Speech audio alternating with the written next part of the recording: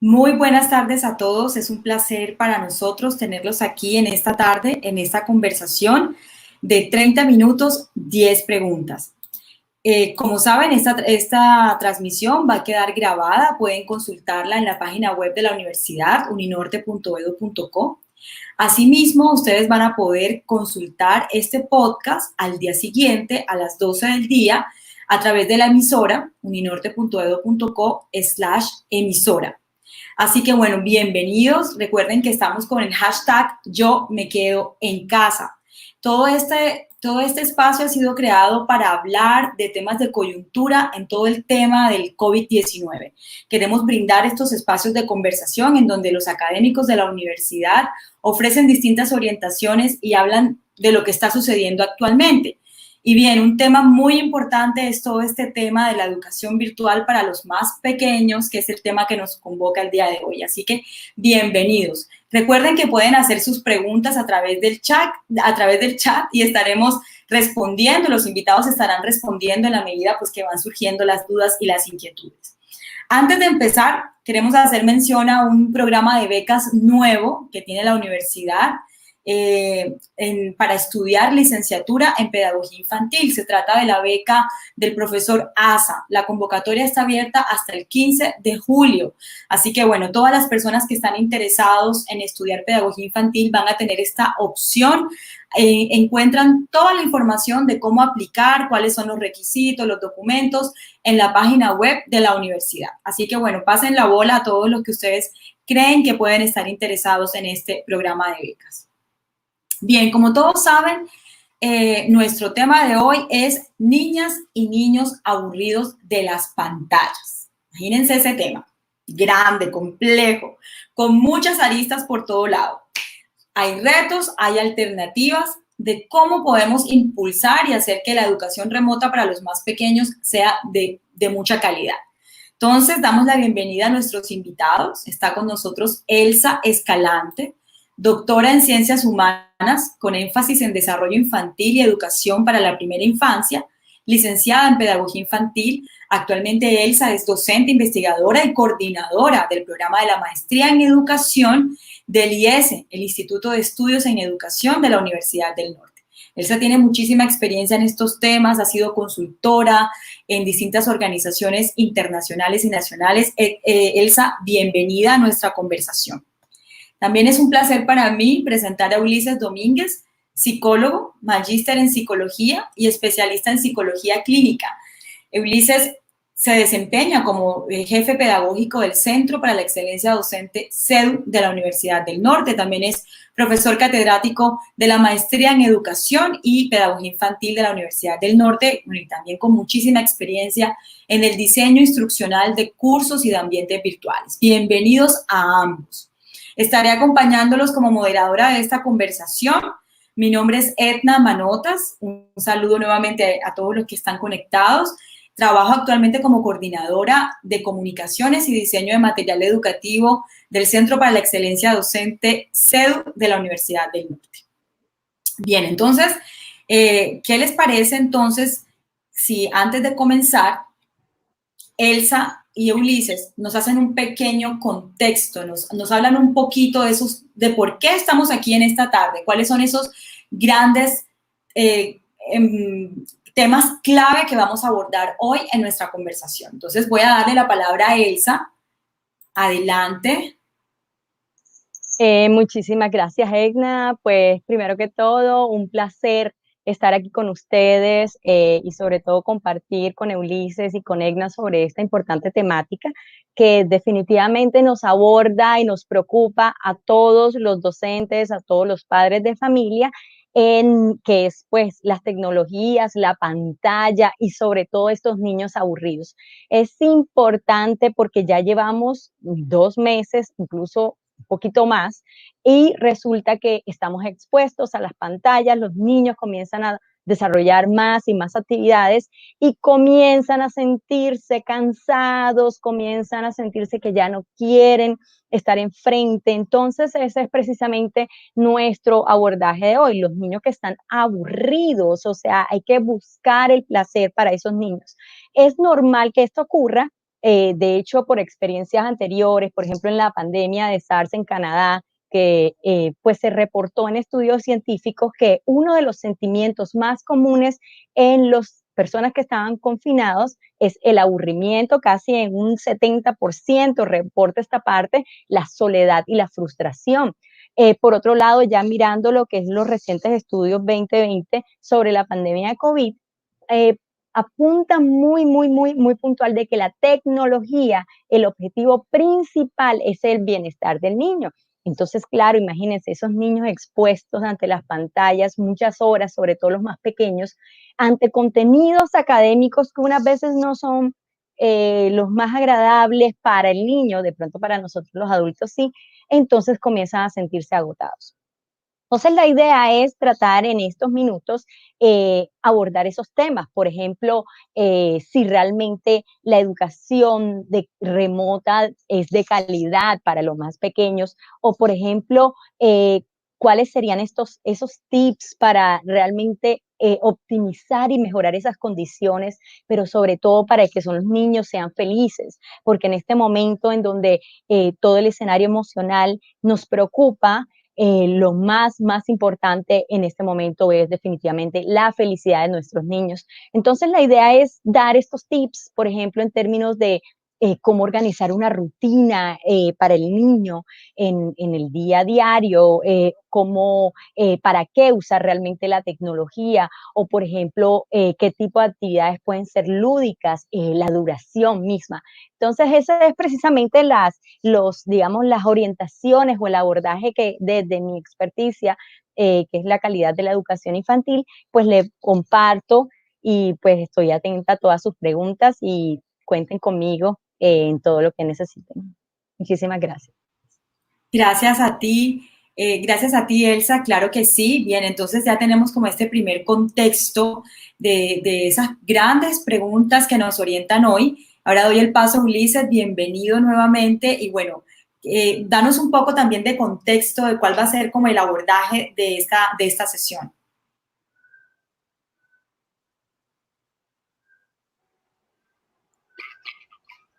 Buenas tardes a todos, un placer estar aquí, poder compartir pues desde el Centro para la Excelencia Docente todas las iniciativas que tenemos con respecto a los procesos de enseñanza-aprendizaje. En este caso en particular, pues nos centraremos en el trabajo de los más pequeños, porque hay un tema muy particular y es cómo muchas veces como adultos nos centramos más en los aspectos cognitivos, considerando que el niño que está en la pantalla también nos está siguiendo y nos está entendiendo, y no estamos considerando que su nivel de desarrollo probablemente requiere muchas más pausas, actividades mucho más interactivas, actividades donde no sea solo la conversación y la instrucción a través de la pantalla, sino el uso de manipulables y el uso de recursos en compañía del padre o de cualquier otra persona que los ayude a desarrollar cierto tipo de habilidades, a que implicarse emocionalmente en el desarrollo de una tarea, porque muchas veces esta sobreexposición a instrucciones lo que hace es que el niño tenga una sobrecarga cognitiva, experimente fatiga, emocionalmente se desconecte del tema, y lo que queremos es precisamente que el niño desde temprana edad adquiera esa alegría por aprender. Y esa alegría por aprender se logra en la medida en que él se compromete de manera auténtica con las tareas, en la medida en que se aproxima al uso de herramientas tecnológicas intuitivas, en las que realmente él puede comprender lo que está haciendo, en la que realmente se le puede movilizar hacia sus zonas de desarrollo. Entonces, fundamentalmente es mirar qué tipo de tecnología usamos, cómo estamos organizando las instrucciones y las actividades con estos niños, cuáles son esos espacios de descanso y cómo realmente hay todo un compromiso emocional del niño en la tarea, cómo logramos que él monitoree cómo se siente momento a momento en esos procesos de aprendizaje. Entonces, digamos que es una oportunidad para poder conversar y responder preguntas sobre este tópico actual que va a seguir y sobre el cual debemos fijar nuestro foco de atención. Estaré atento a sus preguntas.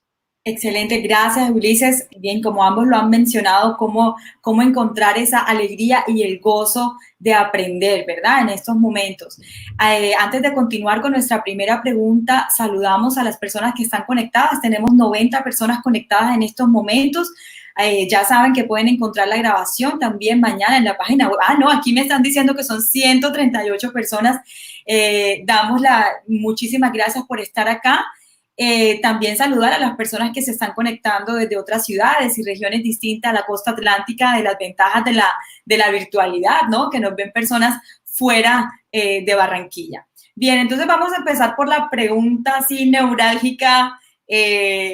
¿Por qué se aburren los niños de las pantallas? ¿Qué pasa? Porque si son niños que están acostumbrados a estar ahí jugando y los vemos con el celular todo el tiempo, ¿por qué cuando pasan a la clase virtual, el aburrimiento y los padres desesperados? A ver, el cita.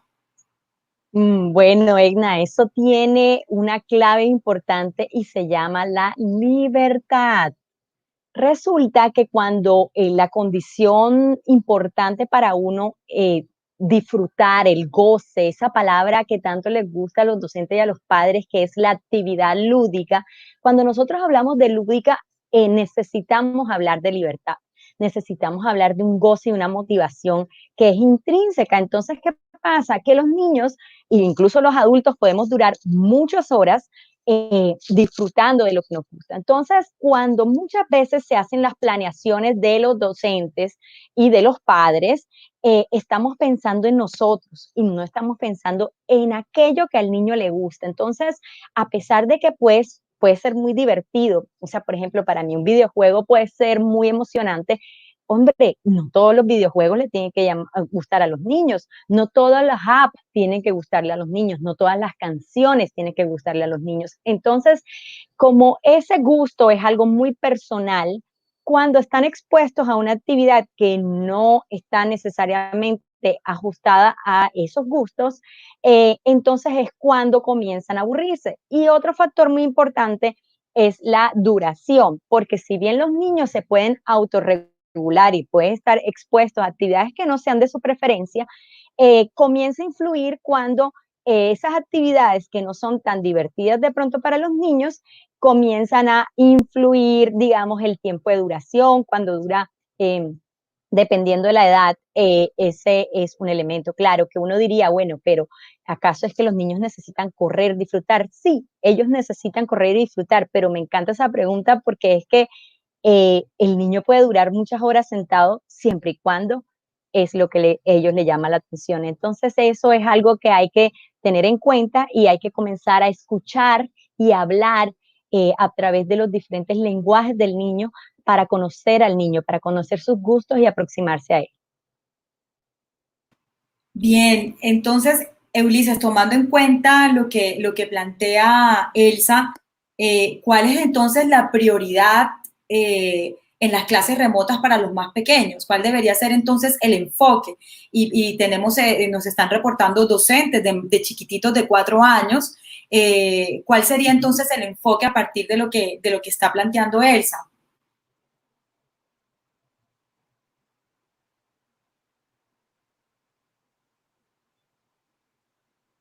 Adelante, Ulises, no sé si no me...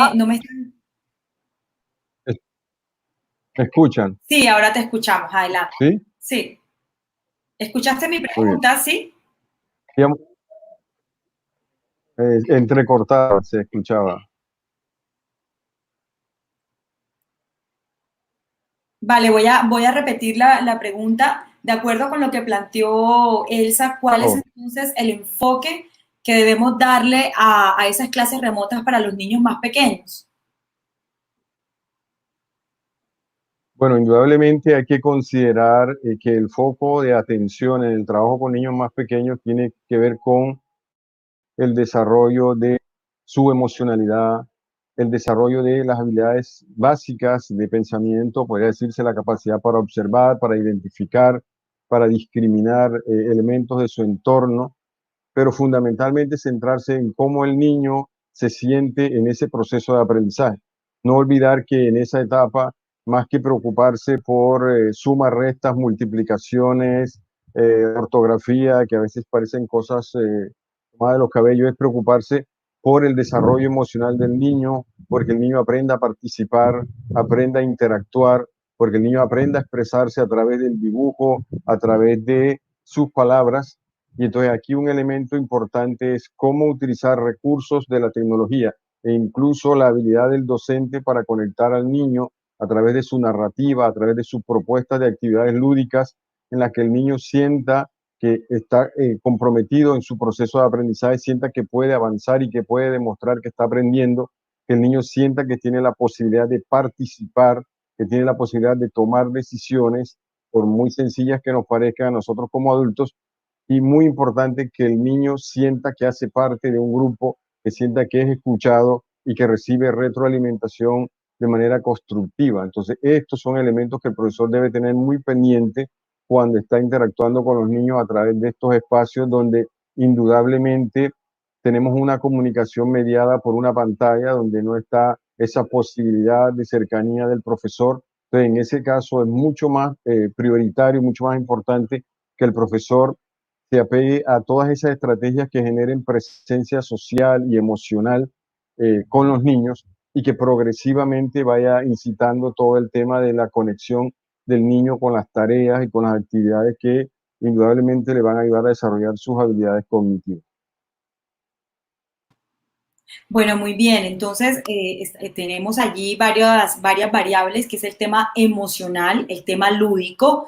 Entonces, Elsa, ¿cuáles serían entonces esas actividades recomendadas, tomando en cuenta esto de, bueno, de la libertad que han mencionado, el tema lúdico y emocional que mencionó Ulises? ¿Cuáles serían entonces esas actividades recomendadas? Hay padres de familia que están conectados y docentes que están conectados, que están con la duda de niños que se ponen a llorar, que no se quieren conectar, o niños que no pueden permanecer tanto tiempo sentados. Entonces, ¿cuál sería como esa clave en esa rutina de clase virtual?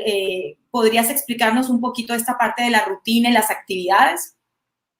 Sí, claro, Egna. De hecho, voy a utilizar el ejemplo de una de nuestros participantes, que es Lucía.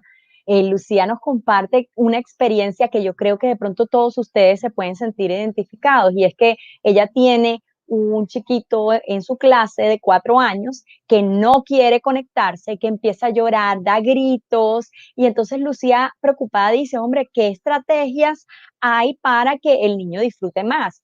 Eh, yo creo que esto es una cuestión humana. Miren, la pandemia no las esperamos nadie. Nadie estamos preparados para esto. Nunca tuvimos un periodo de adaptación a este tema de la tecnología. Los niños están acostumbrados a interactuar de manera presencial. Y ahora, debido a esta situación de crisis sanitaria, los niños han tenido que acelerar el proceso de socialización a través de las pantallas.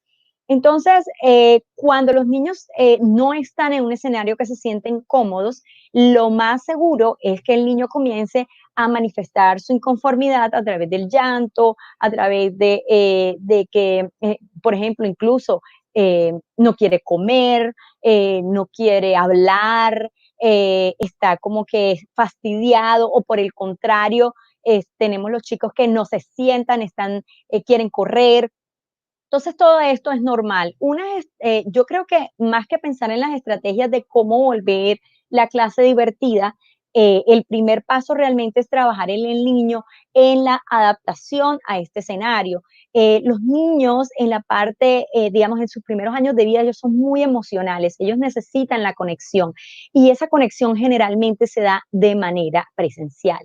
En este momento no tenemos esos recursos, y ahora mismo las pantallas, si ya el niño comienza a mostrarse incómodo con la pantalla, es mejor comenzar a utilizar unas estrategias alternativas. Por ejemplo, Lucía podría llamar por teléfono, o sea, recuperar a ese viejo amigo el teléfono fijo, ¿verdad?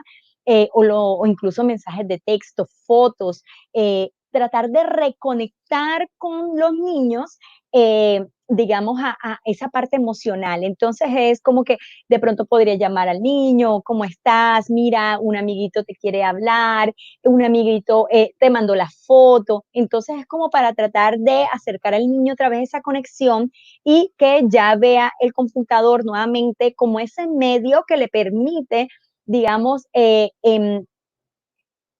cerrar el distanciamiento social y convertirse realmente en una herramienta de socialización. Eso es un proceso lento, no hay que forzar al niño porque en la medida en que más lo forcemos, el niño va a tener mayor rechazo. Ahora, en cuanto a las actividades, cómo volverlas más divertidas, más lúdicas, que generen más goce, es importante primero definir la duración y establecer rutinas. Por ejemplo, los niños que tienen menos de 3 años, o entre 3, 6, es recomendable que no dure más de incluso 1 hora, y eso es mucho, sino que en este momento, digamos, tenemos una condición particular, pero es recomendable que entre 1 o 2 horas sea la exposición que el niño tenga a las pantallas. Entonces, y le estoy diciendo, y quiero ser muy reiterativa, que esto es en condiciones de crisis sanitaria, porque, por ejemplo, mi experticia es desarrollo infantil y digamos que las investigaciones todo demuestra de que en realidad la exposición a las pantallas no debería darse hasta los 2 años. Incluso la Asociación Americana de Pediatría recomienda que los niños tengan casi que nulo la exposición antes de los 2 años, pero como en esto estamos hablando de una situación particular en donde necesitamos rescatar la emocionalidad, necesitamos rescatar que los niños hablen con sus compañeros, con sus familiares, con sus docentes, entonces es fundamental que se utilice este elemento. Entonces lo importante es establecer unas rutinas en donde el niño tenga actividades motrices fuera de la pantalla, que corra, que disfrute, que juegue, y otros escenarios ya más de pantalla que involucren, por ejemplo, una un elemento bien clave es la música, que tenga video, que la parte de sonido, el audiovisual, que sea muy llamativa, que ese tema de la conexión con las fotos, yo creo que esas serían unas estrategias para reconectar a los niños. Sobre todo es importante que los niños realmente tengan espacios que no siempre sean pantallas, que utilicen la tecnología, pero las viejas tecnologías, el teléfono fijo, el teléfono normal, el mensaje de texto. Es importante rescatar eso y yo creo que ese es el llamado que yo haría a las profes y a los papás, y es que digamos, seamos flexibles y muy diversos en la exposición de las actividades que los niños tengan para generar y activar ese disfrute. Bien, Elsa. Entonces, digamos que hay como una alternancia de actividades, no permanecer tanto tiempo conectados, sino que el niño pueda entonces hacer mucha actividad motriz, ¿no? En esa etapa. Teniendo en cuenta esto, Ulises, ¿cuál es el papel entonces del papá o del cuidador? Porque entonces ahí vemos que entonces ese lapso de tiempo en el que está fuera de la pantalla tiene que hacer pues, jugar, saltar, pintar, bueno, lo que se recomiende. Ulises, ¿cuál es el rol de ese cuidador en ese lapso de tiempo en el que el niño ya no está conectado? Muy bien, como mencionaba Elsa, esto es un periodo en el que no tuvimos una preparación, en el que tuvimos que salir casi a la carrera a nuestros hogares, y esa oportunidad de preparar a los padres que, independiente del COVID, igual deben estar preparados para acompañar a los niños en edad preescolar en el desarrollo de las actividades. Es importante, e incluso ahora en este periodo, que los papás puedan tener esos espacios con los docentes para entender cuál es la dinámica que ellos proponen en las actividades con los niños. Ahí sucede un fenómeno muy particular, y es que el docente en este momento actual tiene una didáctica muy particular, resultado de las investigaciones, de la manera como debe aproximarse al niño, y el padre tiene una manera de ver cómo se aprende y cómo se podría enseñar, que viene de su infancia y que muchas veces no corresponden a esa manera como el profesor contemporáneo está tratando de dar la clase. Entonces es importante también preparar a los papás, porque ellos cumplen un papel fundamental en dar unas instrucciones que vayan en la línea de lo que el profesor también está planteando. Incluso si el papá está preparado, podría cuestionar lo que muchas veces los profesores proponen, pero si no tiene esa preparación y ese conocimiento, es mucho más complicado e incluso puede generar instrucciones contradictorias en los niños. Entonces es importante preparar a los papás o a los cuidadores que van a estar con los niños, que se requiere que estén ahí.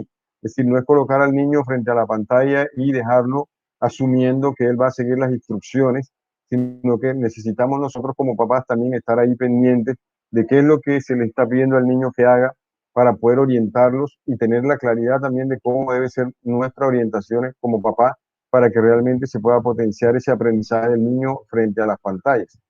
Probablemente hemos trabajado, yo tuve la oportunidad en la maestría de estudiar con muchos niños, más de 800 niños, en una investigación sobre el uso de las pantallas y ellos pueden estar hasta 4 o 6 horas haciendo actividades de ocio. Ahí surge un término muy importante y es el de huérfanos digitales, es decir, nuestros niños no fueron educados para usar las pantallas para aprender, sino para hacer actividades lúdicas diversas que muchas veces no van en la vía de los procesos de aprendizaje. Entonces ahí también está una responsabilidad de los papás en cómo acompañar a los niños, incluso en las actividades de ocio frente a las pantallas. Es decir, cuando yo le doy mi celular o mi tablet, ¿qué le estoy permitiendo que acceda? ¿En qué medida eso a lo que él está accediendo está contribuyendo a su desarrollo emocional o lo estoy exponiendo a información que es inapropiada para su edad? Entonces también eso hace parte de esa responsabilidad que tenemos como adultos cuando un niño toma un dispositivo de estos que tiene acceso a información variada de diferentes formatos y que muchas veces no está filtrada. Entonces, los papás indudablemente tienen una responsabilidad y una obligación, por supuesto, de prepararse para poder entender cómo es que se educa hoy día a un niño en edad preescolar. Bien, entonces ahí la preparación de los docentes. De hecho, tenemos unas preguntas relacionadas con ellos, con ello en el chat, en cómo se pueden preparar entonces los papás. Como ustedes bien lo han mencionado, fue todo tan abrupto que todo fue como, bueno, nos vamos para la casa.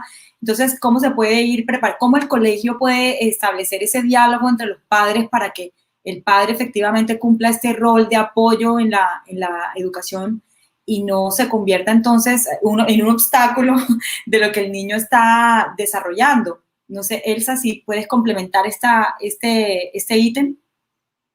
Sí, claro, Egna.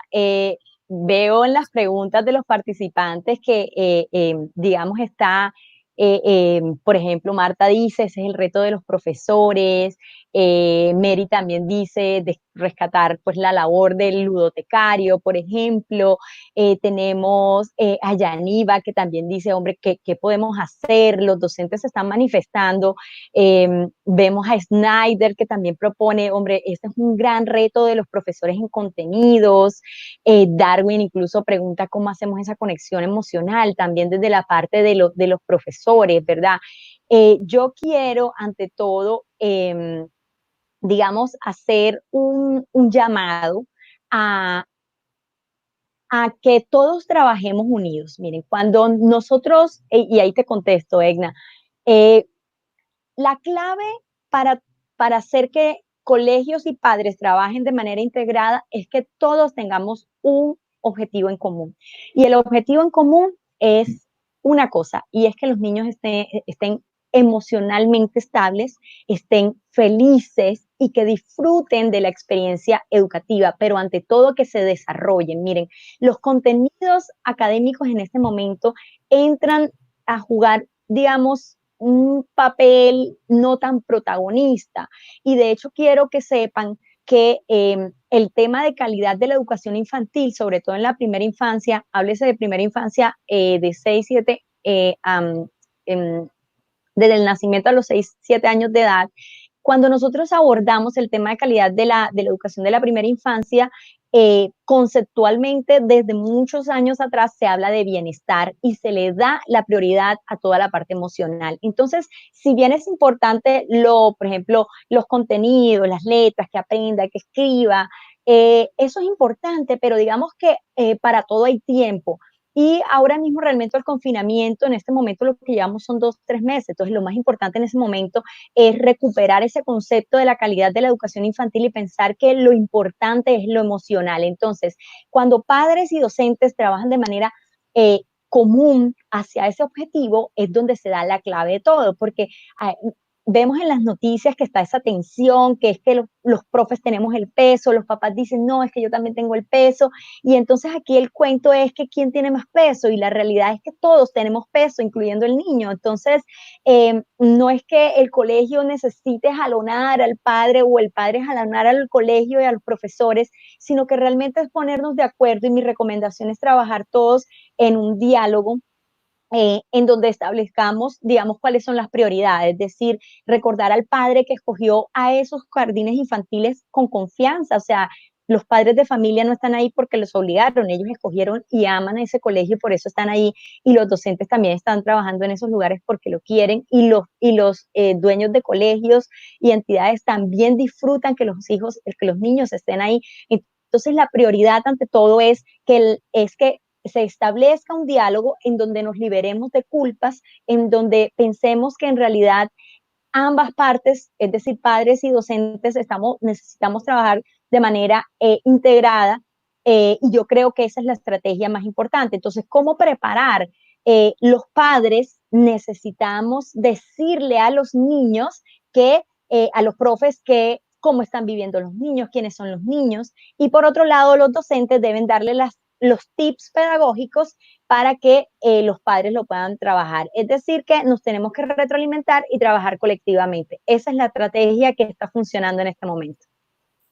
Ok, muy bien. Entonces, Ulises, para poder hacer esta retroalimentación entre padres y colegio y jardines infantiles, tenemos una pregunta aquí de Descubriendo mi Mundo y otras preguntas también que van muy hacia ese enfoque de que no estamos en educación virtual como tal, sino en clases remotas, o sea, estamos en educación en casa. ¿Cuál es esa diferencia? Porque sería muy bueno aclararlo, ¿no? Que estamos en una situación remota que es distinto a plantear un modelo de educación virtual. Entonces, Ulises, no sé si nos puedes complementar ese enfoque. Bueno, indudablemente es un tema importante y no podríamos hablar de educación virtual para niños en edad preescolar.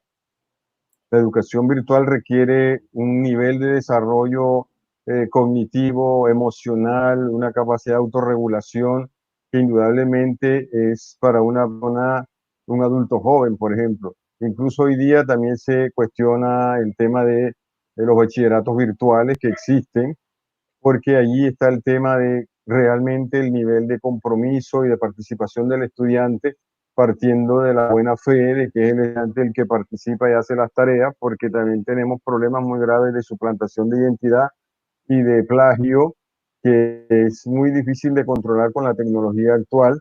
Entonces, en este caso, lo que tenemos es una educación remota o en línea en la que se ha cambiado la mediación por las circunstancias en las que estamos del profesor frente al niño interactuando en el salón por un profesor que trata de generar esta misma interacción a través de una pantalla que indudablemente no pierde muchos elementos, no vamos a lograr lo mismo. Entonces no es hablar de educación virtual en preescolar, es básicamente hablar de que se ha generado un espacio de mediación con este tipo de tecnologías de manera remota o en línea para poder seguir trabajando con los niños y especialmente, como lo ha mencionado Elsa, en la parte del desarrollo emocional, del desarrollo de su autoestima, de su capacidad para ser asertivo. Indudablemente hay tareas relacionadas con lo que los profesores llaman contenidos, que es el logro de unos aprendizaje en el niño, tiene que ver con habilidades básicas para leer, escribir o hacer cualquier tipo de trazos en los que el niño puede indudablemente hacerlos en su casa con lápiz y papel, mostrarlos por la pantalla al profesor y recibir retroalimentación y seguir avanzando en compañía de padres. Aquí no hablaríamos entonces de educación virtual, sino de una educación remota dada la contingencia, porque de seguir así tendríamos que cambiar muchísimas cosas. La persona que esté con el niño debe estar suficientemente preparada y tener todo el tiempo y la disposición para acompañar al niño. Entonces ese es un elemento que hay que considerar si seguimos en una situación común. Bien, claro que sí. Entonces, entendemos que básicamente la educación virtual para los más pequeñitos no es lo más aconsejable y que estamos en una situación de emergencia, tratando además que puedan disfrutar al máximo esta experiencia de aprendizaje. Tenemos comentarios de los participantes. Julián Yepes dice que él organiza actividades con sus chiquitos para que revisen plantas e invierta tiempo en el cuidado de las plantas y que hagan otras actividades alrededor de la comida o el desayuno y que todos los integrantes de la familia participan de las actividades. Heidi Roble nos pregunta, Elsa, ¿qué tipo de actividades no son aconsejables en estos espacios? Es una excelente pregunta. Hay que pensar más que todo en la estructura de la actividad. Por ejemplo, ¿qué actividades no son aconsejables? Aquellas actividades que tienen mucha instrucción o mucho paso a paso. Y yo creo que nos pasa a nosotros como adultos, o sea, tenemos que pensar en que, por ejemplo, yo soy profesora y unas veces voy a utilizar una herramienta nueva para innovar con mis estudiantes y resulta que entro a la página y voy a ver la herramienta, entonces dice paso 1, 2, 3, 4, 5. Yo creo que cuando ya voy en el paso 10, ya yo estoy como que, ¿sabes qué? Olvídalo. Yo mejor me quedo con mi Skype, con mi Blackboard o lo que necesite. Entonces, ¿qué pasa?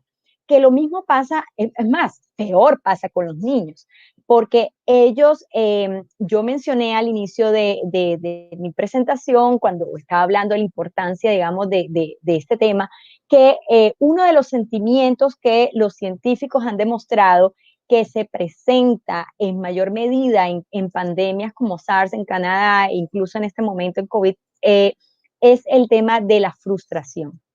Entonces, cuando nosotros estamos frente a una actividad que genera frustración, ya sea porque es muy difícil o ya sea para el niño, me refiero, porque tenga mucha instrucción, mucho paso a paso, en general, independientemente sea de música, de arte, de cualquier área matemática, esa condición es fundamental.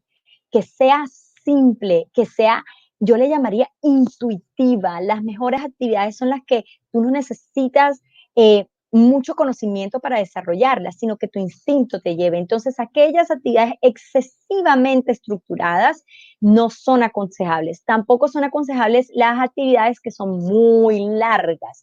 Y cuando estamos hablando con los profes, también, por ejemplo, y ahí aprovecho para dar unos tips, ya que veo mucho profe preguntando cómo hacer esto, también tenemos que ser empáticos con los papás. Los papás están en teletrabajo y hay papás que son profes, o sea, imagínense, profe, papá, el niño.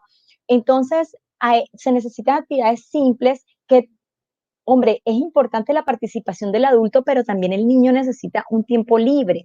Entonces, de pronto, aquellas actividades que necesitan demasiado acompañamiento del adulto, se convierta en un momento de estrés tanto para el adulto como para el niño. Entonces, básicamente, yo recomendaría actividades simples, actividades intuitivas, actividades que permitan la libertad del niño que explore, actividades que, por ejemplo, que sean basadas en, en conocimientos previos, es decir, que una actividad que no es aconsejable es aquella que es totalmente nueva, en una plataforma totalmente nueva, también que no conozca, entonces esa incertidumbre le va a agregar más estrés. Entonces, hombre, lo bonito de la vida es ser simple, es no complicarse. Yo creo que ese es un aprendizaje de cualquier ser humano y yo creo que las actividades aconsejables son aquellas que es sencillo, es simple y te genera felicidad. Entonces, Heidi, evita lo complicado, que suficiente complicado estamos en estas condiciones de pandemia. Muy bien, entonces simple, actividades que conecten con lo emocional. Muy bien, sí, había varias preguntas relacionadas con esto. Ulises, también hay algunas consultas con respecto a cómo balancear la participación de los niños. Algunos participantes en el chat están comentando que, bueno, que tienen unos niños que participan mucho y otros que definitivamente no lo hacen. ¿Qué tipo de estrategias o herramientas se pueden utilizar para balancear la participación? Bueno, tenemos ya 38 minutos, pero como la conversa está buena, vamos a dar un poco más de tiempo a nuestro espacio. Ya no se nos quedó en 30 minutos 10 preguntas, sino que, bueno, hay un tema, ¿verdad? Con tanto debate y está todo el mundo, pues estamos todos felices de escucharlos y de seguir aprendiendo, entonces nos hemos extendido un poquito del tiempo. Bien, Ulises, ¿cómo balancear esa participación? Hay varias consultas sobre eso.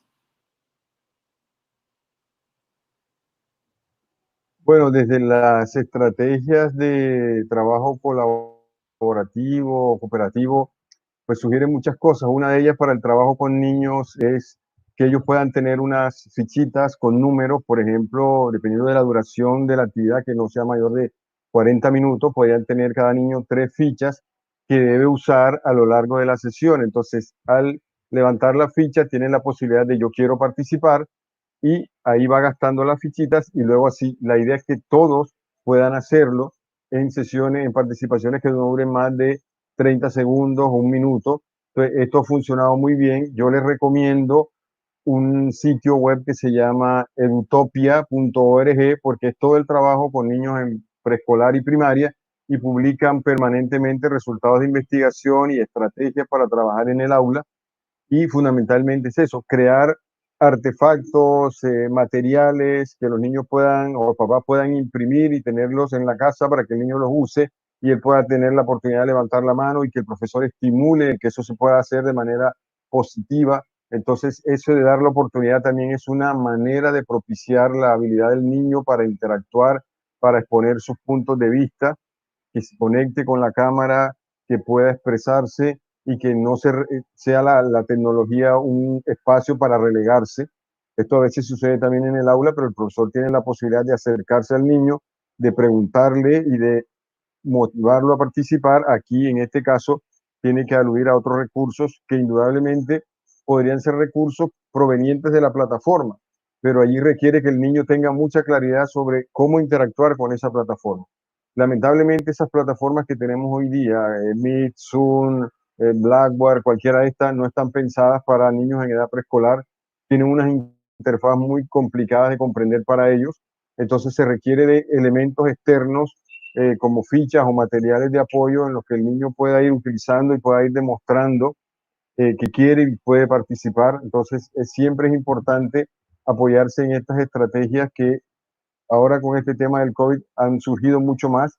Les recomiendo, como les decía, utopia.org e iste.org, que es la Asociación Internacional de Tecnología en la Educación, que trabaja desde preescolar hasta bachillerato, y ahí siempre van a encontrar no solo recomendaciones de estrategias, sino materiales educativos y anecdotarios de experiencias que ustedes pueden utilizar para poder potenciar esa interacción con los niños, para poder promover que ellos sientan o perciban un ambiente seguro en el que pueden participar. Aquí es una oportunidad para que los niños empiecen a generar sus primeras estrategias de afrontamiento y de autorregulación. Hay niños que conversan mucho y muchas veces no permiten la oportunidad de participar a los demás, y ahí está la función del profesor de decir, ya utilizaste tus 3 fichas, vamos a darle la oportunidad a los que aún no lo han hecho, y así vamos creando esos espacios hasta que progresivamente se consolidan esas estrategias en los niños para poder participar y aportar desde su experiencia, desde su emocionalidad,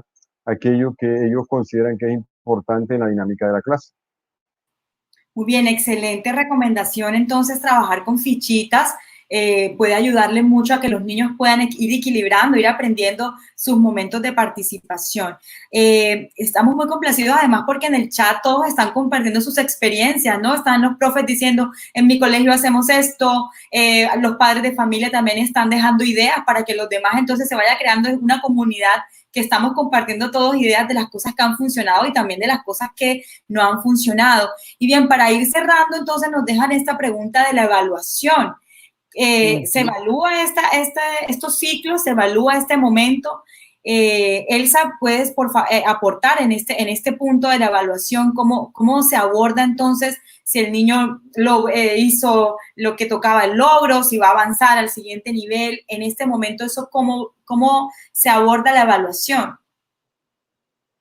Edna, esa es uno de los grandes retos de esta educación remota en la primera infancia y de hecho también lo es en lo presencial y algo importante es que, por ejemplo, nosotros en este momento lo que necesitamos es que los niños aprendan a vivir. Nos esperan grandes retos porque la post-cuarentena es un momento que no, o sea, tiene unas características particulares. Vamos a volver a la escuela, pero vamos a seguir conviviendo con el virus. No sabemos por cuánto tiempo, espero que poco, pero la realidad es que vamos a estar viviendo con el virus. Entonces, por tanto, es fundamental que el niño desarrolle competencias para la vida en este nuevo escenario. Entonces, desde ese punto de vista, digamos que el contenido propiamente no es lo importante. Ahora no es el momento de evaluar, por ejemplo, si el niño aprendió una letra, el número, si hizo una actividad o no. En este momento es fundamental enfocarse en la parte de la adaptación del niño a nuevos escenarios. Si el niño, por ejemplo, puede controlar emociones, si el niño puede adaptarse al medio. Es más, para los docentes que conocen las actividades rectoras establecidas por el Ministerio de Educación para primera infancia, siempre hablamos de exploración del medio. Este es el escenario para mirar si el niño realmente se adapta o no a este medio en el que estamos. Hablamos de literatura, hablamos de los lenguajes expresivos. Entonces, el momento no es si el niño pintó o no pintó, es el momento para ver si el niño se expresó por diferentes medios, sus sentimientos, no los conocimientos, sino sus sentimientos, mirar si a través del arte, la literatura, el baile, saltar, su parte motora, si el niño utiliza todo su cuerpo para esa expresión. Yo creo que la evaluación en este momento es aquel discurso que siempre hemos dicho de la evaluación debe ser integral, debemos preparar a los niños para la vida. Este es el momento para eso y eso es lo que ustedes deben evaluar. Entonces, yo pienso que es importante que trabajemos en esta parte integral del niño. Recomiendo también una cuenta en Instagram que se llama Infancia 1A, que trabaja, digamos, unos tips sobre la importancia de la emocionalidad, algunas actividades incluso de autorregulación, que es fundamental, que lo mencionaba Ulises, por ejemplo, de cómo comer, cómo dormir. Esos son los tipos de elementos que necesitamos evaluar. Y hay una pregunta muy importante que no quiero dejar pasar porque decían, ¿cuál es el tiempo para las actividades de los niños de 4 a 7 años? Es importante tener en cuenta que de 6 años hacia abajo hay que tratar de tener lo mínimo de exposición de pantalla y que la mayoría de las actividades que se den, lo importante es que sean de tipo emocional, que sean social. Esa es lo clave y eso es lo que hay que evaluar. Entonces, yo pienso que es importante que se dé este debate y si necesitan pues de nuestro apoyo, con mucho gusto en la maestría de educación nosotros estamos apoyando a los padres y a los docentes a abordar este tema de infancia pues consideramos que si ustedes nos necesitan con mucho gusto, nosotros en la maestría estamos ahí para ustedes. Bien, entonces, para cerrar, la evaluación debe estar centrada más en la expresión de esas, si se puede llamar proceso evaluativo, porque ahora estamos abiertos a replantear todo, debe estar centrado en esa expresión de emociones, ¿no? Tan importante en estos momentos. Entonces, Ulises, para cerrar, sé que, bueno, nos quedan muchas dudas por plantear cuál va a ser el futuro de nuestra educación hacia adelante, qué pasará con todo el tema del virus, cuando tengamos que regresar a las aulas. Bueno, en fin, creo que nos da para otros 30 minutos más en otra sesión. Ulises, ¿cuáles son entonces esas recomendaciones finales para todos estos padres y estos niños y los colegios y todos los docentes que se están enfrentando a esta nueva realidad? Bueno, hay varias cosas importantes. Hay un ejercicio que a mí me gustaría recomendarle a los profesores que están trabajando con niños en edad preescolar y en primaria, es graben la sesión y luego en la intimidad de su casa escúchenla y ustedes empiecen a analizar qué tan autorregulados fueron, cómo fue su tono de voz, cómo dieron las instrucciones a los niños, incluso permítanle a otro niño que usted tenga en la casa o a un adulto decirle, tú entendiste lo que yo dije, fui claro, fui preciso, me extendí demasiado, divagué cuando di la instrucción, porque si te dicen que sí, debes preocuparte porque entonces el niño no te está entendiendo nada. Es especificar, como yo como profesor, mirarme allí porque es una oportunidad. Incluso el papá te está viendo porque cuando está en el salón no te ve, dice, pero es que el profesor no tiene paciencia, a veces grita. O incluso el papá dice, no, es que el profesor me dijo que la niña tenía el micrófono abierto y yo grité a alguien. Pero también el papá empezar a mirar cómo es que yo me estoy mostrando con mi hijo, porque todo lo que yo haga se convierte en un modelado que el niño va a ir interiorizando y que no va a presentar enseguida, pero que va a ser parte de ese aprendizaje, qué modela el profesor cuando da las instrucciones, cuando da la retroalimentación, qué modela el papá cuando orienta al niño, y al niño cómo lo hacemos partícipe de ese proceso para que él también pueda aprender a mirarse en las actividades que está desarrollando. Cosas importantes: tiempos cortos con los niños, instrucciones precisas, el apoyo en materiales de lápiz, papel, manipulables, contar con la participación del papá, y un papá al que preparemos y que creemos los espacios para que él se prepare, bien sea con actividades como esta o actividades de autoestudio. Sigo recomendándole las 2 páginas que les mencioné, espero que las coloquen ahí en el chat. El profesor Pedro Montero me decía que si el profesor se disfraza de alguna manera, los estudiantes también, díganle: mañana vamos a tener un día de playa y todos se van a poner lo que se les ocurra y me van a contar cómo se sienten en la playa. O mañana vamos a tener una comida de frutas, cómo se sienten comiendo fruta, qué les gusta de la fruta. Y ahí estamos involucrándonos emocionalmente y les estamos dando la posibilidad de que participen. Todo esto son escenarios que se usan como pretexto para desarrollar la emocionalidad y la autorregulación en los niños, y de paso también en los papás y en los profesores, que también necesitamos vernos en un espejo y darnos cuenta cuando necesitamos detenernos y cambiar algunas cosas. Sí, muy bien. Entonces, con estas ideas vamos cerrando. Finalizamos esta transmisión en vivo, que se nos ha extendido un poquito, bueno, porque la charla estaba muy buena. Damos las gracias a las más de 240 personas que estuvieron conectados con nosotros en esta tarde, agradeciendo pues a nuestros invitados de hoy: Elsa Escalante, doctora en Ciencias Sociales, con énfasis en desarrollo infantil; Ulises, magíster en Educación y actualmente jefe del Centro para la Excelencia Docente de la Universidad del Norte. Nos despedimos, no sin antes recordarles que está abierta la convocatoria de becas para las personas interesadas en estudiar licenciatura en Pedagogía Infantil hasta el 15 de julio. Pueden ingresar a la página web de la Universidad del Norte y allí van a encontrar todos los requisitos para poder participar. Bueno, muchísimas gracias nuevamente y los esperamos en otros 30 minutos, 10 preguntas. Que estén muy bien. Feliz noche.